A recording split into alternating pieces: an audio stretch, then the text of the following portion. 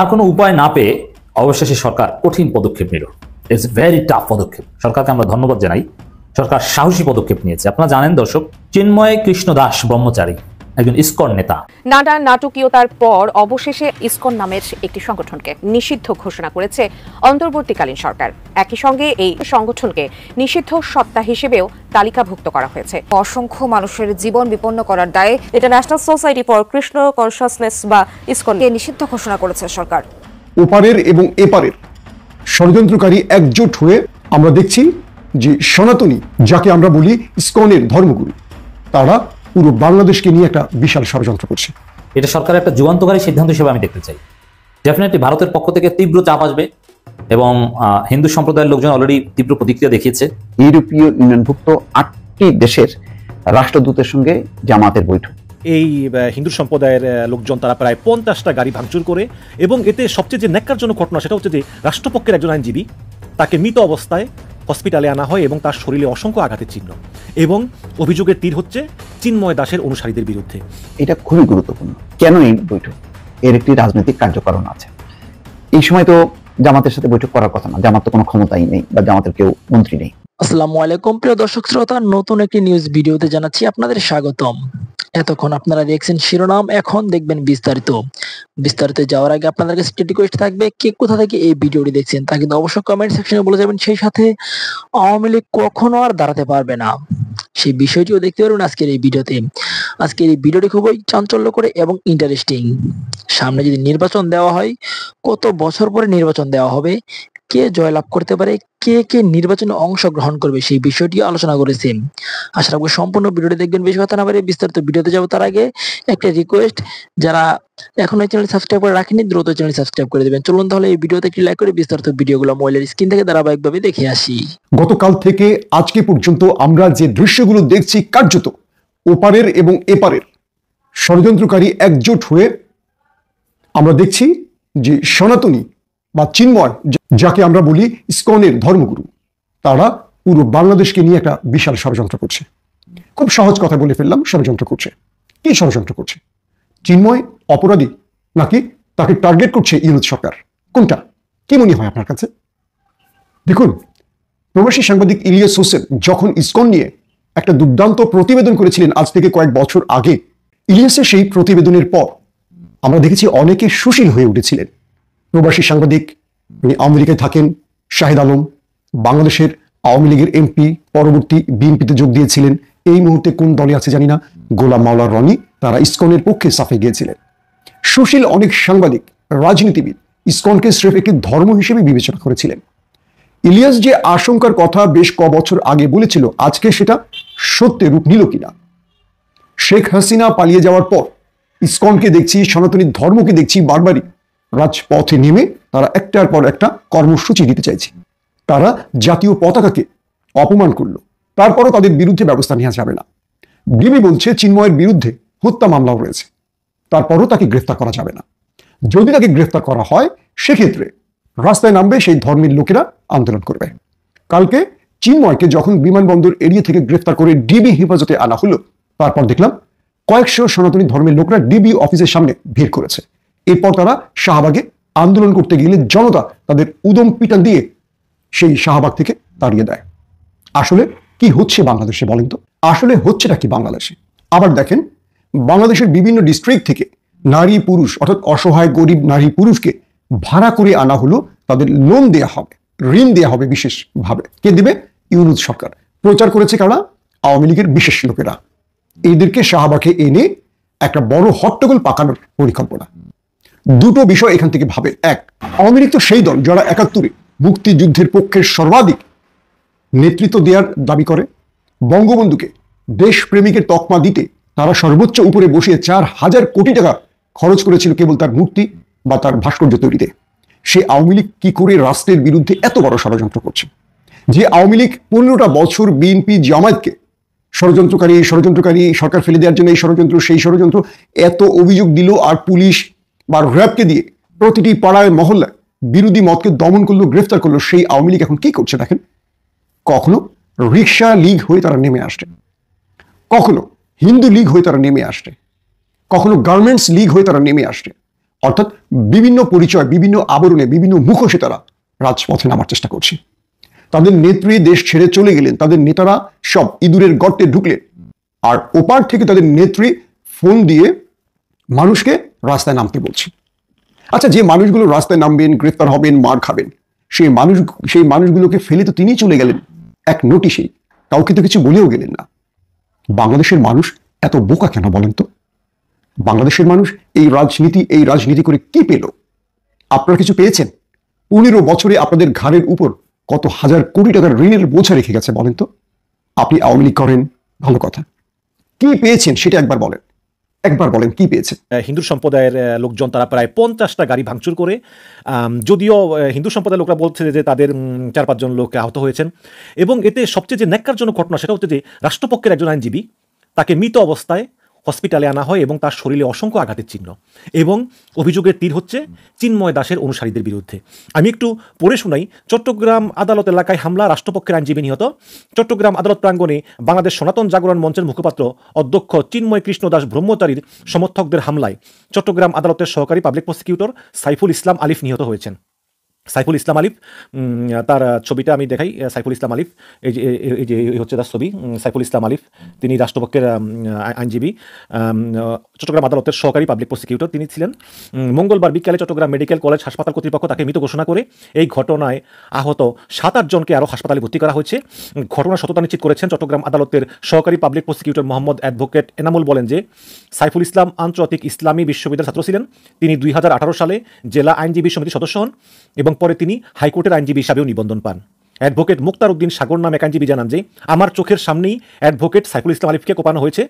Chittagong medical college হাসপাতালের নতুন পরিচালক ব্রিগেডিয়ার জেনারেল মোহাম্মদ তাসলিম উদ্দিন বলেন যে চট্টগ্রাম আদালতে সংঘর্ষের ঘটনায় 7-8 জনকে হসপিটালে ভর্তি করা হয়, তার মধ্যে একজনকে মৃত ঘোষণা করা হয়েছে। দর্শক, এটা খুবই দুঃখজনক, এবং একজন বলেছেন যে তার চোখের সামনে ঘটনা ঘটেছে যে চিন্ময় দাসের অনুসারীরা এই আইনজীবীকে ধারালো অস্ত্র দিয়ে করে মেরে ফেলা হয়েছে। এখন পরিস্থিতি খুবই জটিল হয়েছে, জটিল থেকে জটিলতর। আপনারা জানেন যে এই পুলিশের সঙ্গে চিন্ময় দাসের অনুসারীদের পাল্টা হামলা এগুলোর পরে এই চিন্ময় দাসের অনুসারীরা কিন্তু পুলিশের উপরে প্রচুর ইটপাটকেল নিক্ষেপ করেছে।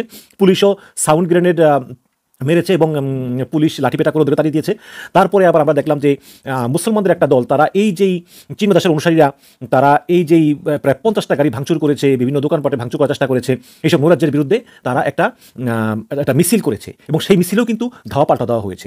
এখন অবশ্যই যারা এই রাষ্ট্রপক্ষের আইনজীবী হত্যার সঙ্গে জড়িত তাদের অবশ্যই শাস্তির ব্যবস্থা করতে হবে, এবং সিসি ক্যামেরা প্রত্যক্ষদর্শীদেরকে দিয়ে তাদেরকে দ্রুত গ্রেপ্তারের ব্যবস্থা করতে হবে।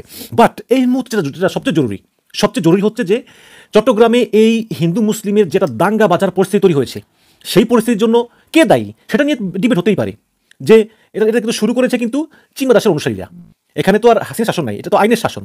চিন্ময় দাসের অনুসারীরা তারা শান্তিপূর্ণভাবে প্রতিবাদ করতে পারতো, মিছিল করতে পারতো, সমাবেশ করতে পারতো, সেটা না করে তারা আদালতের যে ধ্বংসাত্মক কাজে লিপ্ত হয়েছে সেটা অবশ্যই অপরাধ, কোনো সন্দেহ নেই, এবং পুলিশ সেটা দমন করেছে। কিন্তু এখন আমি মনে করি যে ফার্দার যাতে হিন্দু মুসলিম কোনো সংঘাত না হয়, কারণ দুই পক্ষই কিন্তু অনেক উত্তপ্ত, এবং বিশেষ করে আগে থেকে উত্তপ্ত ছিল, কিন্তু এই রাষ্ট্রপক্ষের আইনজীবী নিহত হওয়ার ঘটনায় এবং তার শরীরে অসংখ্য আঘাতের চিহ্ন, কোনো সন্দেহ নেই তাকে হত্যা করা হয়েছে। তিনি একজন তরুণ আইনজীবী, বয়স কত 26, 27 বা 30 এরকম হতে পারে। তো আমি মনে করি এখনই ওই চট্টগ্রাম অঞ্চলে 144 ধারা জারি করা উচিত অনির্দিষ্টকালের জন্য, পরিস্থিতি শান্ত রাখার জন্য, যাতে এক ধরনের দাঙ্গা বেঁধে না যায়। আমি পরে সবাইকে সাবধান করে দিচ্ছি, এবং আমি আহ্বান জানাচ্ছি হিন্দু সম্প্রদায়, মুসলিম সম্প্রদায়, সবাইকেই, এই দেশ কিন্তু আপনার আমার সকলের, দেশকে এভাবে বিপদে ঠেলে দেবে না। সবাই শান্ত থাকুন, সরকারকে সরকারের কাজ করতে দিন। দেশের ভেতরে যে আলোচনা তার চেয়ে বেশি সমালোচনা, যে সরকার অ্যাক্টিভলি কাজ করছে না। এই সমালোচনাটা হওয়ার একটা বড় কারণ, যেমন ধরেন সরকারের পক্ষ থেকে যে কাজগুলো মানুষকে আরেকটু বড়ভাবে জানানো দরকার ছিল।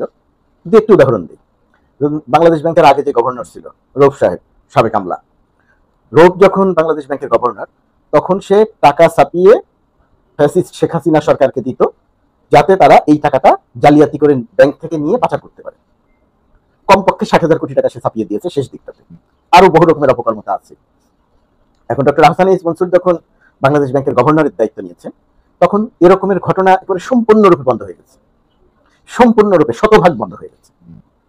বাংলাদেশ ব্যাংককে অন্ধকারে রেখে অথবা বাংলাদেশ ব্যাংকের সহায়তা নিয়ে যে সমস্ত ব্যাংকগুলোতে চুরি এবং জালিয়াতি চলছিল সেগুলো বন্ধ হয়ে গেছে। অর্থ উপদেষ্টা ডক্টর সালেউদ্দিন আহমেদ অত্যন্ত বিচক্ষণ মানুষ, তিনি তার মন্ত্রণালয়, বাংলাদেশ ব্যাংক সব মিলিয়ে অর্থনৈতিক সেক্টরে একটা মানে সুশৃঙ্খলা ফেরানোর একটা চেষ্টা করছেন দৃশ্যমানভাবে। যেমন তার সবচেয়ে বড় কারণ হচ্ছে মানে চুরি, জালিয়াতি, শত শত কোটি টাকা, হাজার হাজার কোটি টাকা পাচার তারা বন্ধ করেছে। এখন এই সংবাদটি সাধারণ মানুষের মনে তেমন কোনো প্রভাব ফেলতে পারেনি। মানুষের মনে প্রভাব ফেলেছে কি? মানুষের মনে প্রভাব ফেলেছে জিনিসপত্রের দাম বেড়েছে, সড়কে বিশৃঙ্খলা, এগুলো মানুষের মনে প্রভাব ফেলেছে। এগুলো খুব সাধারণ ফেলবে মানুষের মনে, প্রতিনিয়ত মানুষ যে সমস্যাটায় পড়ে। একটি বিষয় খালি মনে রাখতে হবে, আওয়ামী লীগ সরকার যে প্রক্রিয়ায় ব্যাংকিং খাত ধ্বংস করেছিল, অর্থনীতি ধ্বংস করেছিল, এই সরকার উত্তরাধিকার সূত্রে সেটা পেয়েছে, সেই দায় বহন করছে। ইচ্ছে করলে এই সরকারের পক্ষে জিনিসপত্রের দাম কমিয়ে ফেলা সম্ভব না, কারণ অর্থনীতি সেটা পারমিট করছে না। এখন পুরনো কথা বেশি বললে মানুষের মনে হবে যে আমরা এখন শেখ হাসিনার কথা শুনতে চাই না, আমরা এখন এই সরকারের কাজ দেখতে চাই। রাস্তায় বা সড়কে কেন এত বিশৃঙ্খলা, এক কলেজ আর এক কলেজের সাথে কেন মারামারি করছে, পুলিশ কেন আগে থেকে বুঝতে পারছে না, ইত্যাদি ইত্যাদি। হ্যাঁ, এখানে সরকারের কিছু ব্যর্থতা আছে। ব্যর্থতাটা এরকম যে যে সমস্ত জায়গাতে সরকারের কঠোর হওয়া দরকার, ডক্টর ইউনূসের মানবিক সরকার সেই সমস্ত জায়গাতে একেবারেই কঠোর হতে পারছে না। আর স্বরাষ্ট্র উপদেষ্টা কতটা বিচক্ষণ মানুষ এই সমস্ত পরিস্থিতি মোকাবেলার জন্য, সেটা নিয়েও খুব বড় রকমের প্রশ্ন আছে। সরকারের উচিত হবে এই জায়গাটি খুব গুরুত্ব দিয়ে দেখা।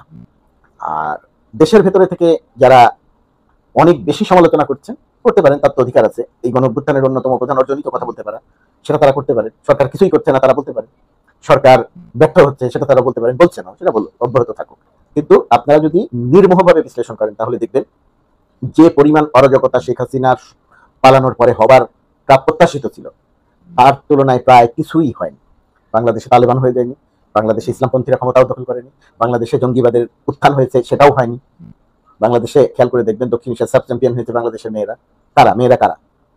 এর মধ্যে চাকমা আছে, মারমা আছে, গারো সম্প্রদায়ের মানুষ আছে, মুসলিম আছে, সবাই আছে। এরা হাফ প্যান্ট পরে ফুটবল খেলে চ্যাম্পিয়ন হয়েছে। ভারতীয় বন্ধুরা বিষয়টা মনে রাখবেন, ওই দৃশ্যগুলো দেখবেন। বাংলাদেশে ওই মেয়েদেরকে কিন্তু ফাঁসি দেওয়া হয়নি, জেলও দেওয়া হয়নি, তাদের বিরুদ্ধে কোনো মিছিলও হয়নি। সুতরাং বিষয়গুলো বিবেচনায় রাখবেন যে বাংলাদেশ জঙ্গি হয়ে গেছে আপনারা যেটা বলছেন, দয়া করে প্রোপাগান্ডাটা ছাড়াবেন না। বাংলাদেশে এসে দেখে সত্য সংবাদটা প্রকাশ করেন। ডক্টর মোহাম্মদ ইউনূসের সরকার শেখ হাসিনার ভেঙে চুরে দুমড়ে মুচড়ে দেয় আইন শৃঙ্খলা বাহিনী, প্রশাসন, অর্থনীতি, সেটাকে ঠিক করার একটা চেষ্টা করছেন। অনেক কিছু পেরেছেন সেটা বলবো না, কিন্তু চেষ্টা করছেন। জিনিসপত্রের দাম কমাতে পারেননি, জিনিসপত্রের দাম আপনাদের ওখানে কমানো যাচ্ছে না। বহু প্রতিকূলতা আছে, সারা পৃথিবী একটা অস্থির অবস্থার মধ্যে আছে, এটা আপনারা বিবেচনায় রাখবেন। বাংলাদেশের শিক্ষার্থীরা যারা এই আন্দোলনের নেতৃত্ব দিয়েছে, বৈষম্য বিরোধী ছাত্র আন্দোলন, তাদের 3 জন প্রতিনিধি সরকারে আছে, উপদেষ্টা। খেয়াল করে দেখবেন তারা কোনো অরাজকতা করছে না, তারা কোনো প্রতিশোধ নিতে চাইছে না, তারা কারোর উপর আক্রমণ করছে না, তারা ন্যায্যতার কথা বলছে, তারা সাম্যতার কথা বলছে, তারা সংস্কারের কথা বলছে, বাংলাদেশটাকে গড়ে তুলতে চাইছে।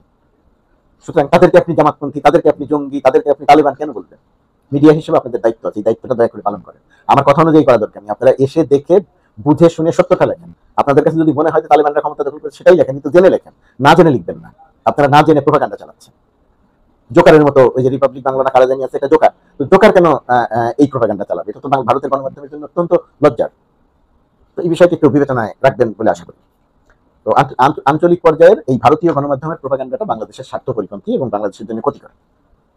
মার্কিন যুক্তরাষ্ট্রে যারা বাংলাদেশ বিরোধী প্রোপাগান্ডা চালাচ্ছেন, তারাও সত্যটা জেনে বুঝে তাদের চালানো দরকার। আর বাংলাদেশ সরকারের দুর্বলতা হচ্ছে আমাদের দূতাবাস, বাংলাদেশের যে বাংলাদেশি আমেরিকান কমিউনিটি যারা আছে, দলমত নির্বিশেষে, মার্কিন যুক্তরাষ্ট্রের মেইন স্ট্রিমে যারা আছে, তাদেরকে সক্রিয় করে কাজ করার সময় এসেছে। সত্যটা জানানো দরকার ট্রাম্প প্রশাসনকে। সেই জায়গাটাতে হয়তো বাংলাদেশের দুর্বলতা আছে, কিন্তু যারা বাংলাদেশ বিরোধী প্রোপাগান্ডা চালাচ্ছে তারা অসত্যের উপরে দাঁড়িয়ে প্রোপাগান্ডা চালাচ্ছে। সরকার হয়তো সেই জায়গাতে সরকারের দুই একটি কর্মকাণ্ড কিছুটা সহায়তা করছে। ইসকন নেতা, এভাবে না বলে একটু সাবেক ইসকন নেতা বলা যেতে পারে, জনাব চিন্ময় কৃষ্ণ দাসের গ্রেফতার নিয়ে নানান ঘটনা ঘটছে এবং নানান দিকে নানান প্রতিক্রিয়া হচ্ছে, যেটা প্রত্যাশিত। প্রশ্ন হচ্ছে সরকারের কিছুটা ঝামেলা হওয়ার তো কথাই ছিল, এখন সরকারের কি বিপদ বাড়ছে? সিচুয়েশন যা, আমাদের একটু তলিয়ে দেখা দরকার, বা আমরা যারা সাধারণ নাগরিকরা আছি তারা কি করব? কি ঘটেছে? মানে অনেকগুলো ঘটনা এখানে আছে। আজ তাকে আদালতে নেওয়া হয়েছিল, আদালত তার জামিন নামঞ্জুর করেছেন। জামিন নামঞ্জুর করার মাধ্যমে একটা জিনিস খুব ক্লিয়ারলি বোঝা গেল যে এটা সরকারের ভেতরে থেকে কেউ কোনো অন্তর্ঘাত করতে চেয়েছে, ব্যাপারটা তা না। এটা সরকারের একেবারে পরিকল্পিত সিদ্ধান্ত তাকে গ্রেফতার করাটা। কারণ গতকাল কেউ বলছিলেন যে পুলিশের মধ্যে ঘাপটি মেরে থাকা আওয়ামী লীগের লোকজন এমন কিছু করেছে কিনা যেটা সরকারকে বিপদে ফেলার চেষ্টা। জামিন পাওয়া কীভাবে বলবো আমরা যে এটা আসলে সরকারের পরিকল্পিত? পরে অবশ্য আরও স্পষ্টতা এসছে, কিন্তু জামিন না পাওয়ার ঘটনাতে এটা আরও ক্লিয়ার ছিল। কেউ বলতেই পারেন যে জামিন হচ্ছে আদালতের ব্যাপার এবং এখানে সরকারের করার কিছু নাই, কথা ঠিক। এবং আমরা বিশ্বাস করি এই সময় আদালত শেখ হাসিনার আদালত না, এটা বাংলাদেশের আদালত, এটা ডক্টর ইউনূসের সময় আদালত স্বাধীনভাবে কাজ করছে, বিশ্বাস আমরা রাখি। কিন্তু জামিন নামঞ্জুরে যেটা বোঝা গেল, তার মানে সরকার পক্ষ বা রাষ্ট্রপক্ষ জামিনের বিরোধিতা করেছে।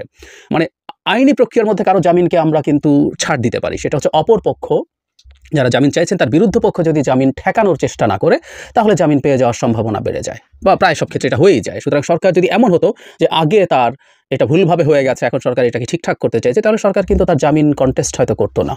কিন্তু সরকার জামিন কন্টেস্ট করেছে, তার জামিন নামঞ্জুর হয়েছে। এবং এখানে আমি একজনের মন্তব্য পড়তে চাই, সেটা হলো আসিফ মাহমুদ, উপদেষ্টা। তিনি খুব স্পষ্টভাবে বলেছেন, সম্প্রদায়ের নেতা হিসেবে নয়, রাষ্ট্রদ্রোহের মামলায় চিন্ময় দাস গ্রেফতার। বুলেট পয়েন্টে বলা হয়েছে, সম্প্রদায় নয়, রাষ্ট্রের বিবেচনায়, নিরাপত্তা বিবেচনায় আইন শৃঙ্খলা রক্ষাকারী বাহিনী ব্যবস্থা গ্রহণ করবে। অস্থিতিশীল পরিবেশ সৃষ্টিকারীদেরকেও গ্রেফতার করা হচ্ছে, জানান আসিফ মাহমুদ। সো উনি খুব স্পষ্টভাবে এটা জানিয়েছেন, তাদের কাছে নিশ্চয়ই যথেষ্ট তথ্য আছে যে জনাব চিন্ময় দাস অস্থিতিশীলতা তৈরি করতে যাচ্ছেন এবং রাষ্ট্রদ্রোহ মামলায় তাকে গ্রেফতার করা হয়েছে। রাষ্ট্রদ্রোহ মামলা নিয়ে নানান রকম বিতর্ক আছে, সেই বিতর্ক আমরা আজকে সরিয়ে রাখবো, সেটা সরিয়ে রেখেই কথা বলবো। এরপর অনুমিতভাবেই কতগুলো ঘটনা ঘটেছে, তার মধ্যে সবচেয়ে গুরুত্বপূর্ণ আমরা মনে করবো ভারতের অফিসিয়াল স্টেটমেন্ট, ভারত সরকারের, সেটাই যাব। হয়েছে ইসকনের দিক থেকে স্টেটমেন্ট, খুবই ইন্টারেস্টিং একটা বক্তব্য আছে, খুবই ইন্টারেস্টিং, সেটাই আসবো। কিন্তু তার আগে তাৎক্ষণিক প্রতিক্রিয়া জানিয়েছিলেন যেন শুভেন্দু অধিকারী, পশ্চিমবঙ্গ বিজেপির সভাপতি। তিনি খুবই জ্বালাময়ী ভাষায় এটার প্রতিবাদ করেছেন। শুধু সেটা না, তিনি খুব ক্লিয়ারলি বলেছেন বাংলাদেশের সাথে সীমান্তে যেসব লেনদেন আছে সেগুলো উনি বন্ধ করে দেওয়ার ব্যবস্থা করবেন, উনি সনাতনীদেরকে নিয়ে অবস্থান করে সেটা করবেন। সো এটা আসতে শুরু করেছে ভারতের মিডিয়াতে, একটার পর একটা নিউজ এটা নিয়ে হয়েছে প্রত্যাশিতভাবে। দু একটা ঝুঁকির জায়গা আছে, আমি শেষের দিকে সেটা বলবো। কিন্তু বাকি দুটো প্রতিষ্ঠান যাদের কথা বলছিলাম, ইসকন, তাদের যে official twitter page, X page, সেখানে তারা বলছে ডিস্টার্বিং রিপোর্টস তারা পাচ্ছেন, Chinmoy Krishna Das, one of the prominent leaders of ISKCON Bangladesh, has been detained by Dhaka police.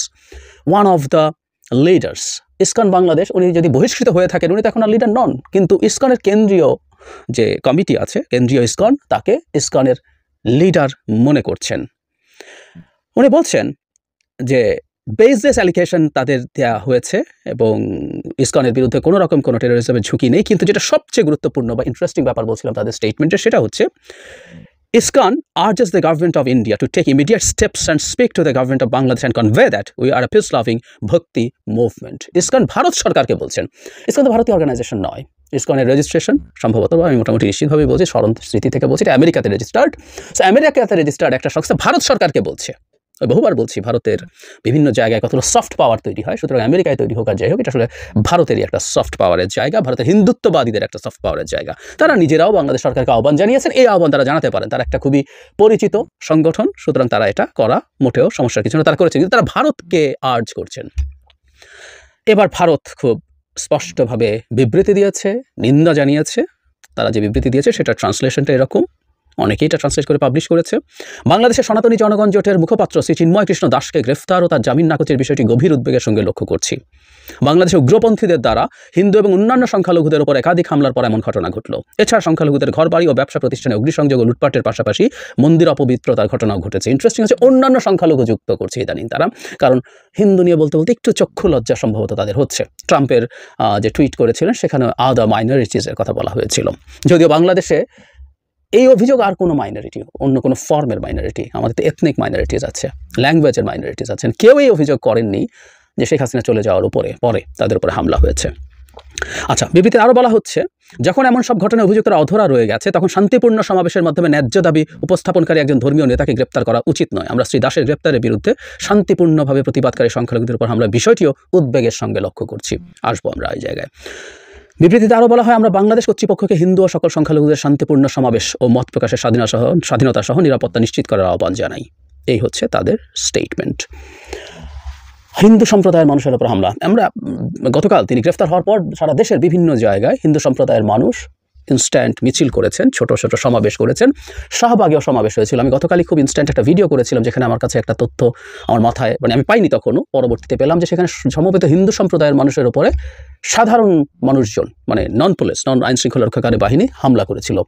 এটা অত্যন্ত ন্যাক্কারজনক ঘটনা, অত্যন্ত গর্হিত অপরাধ।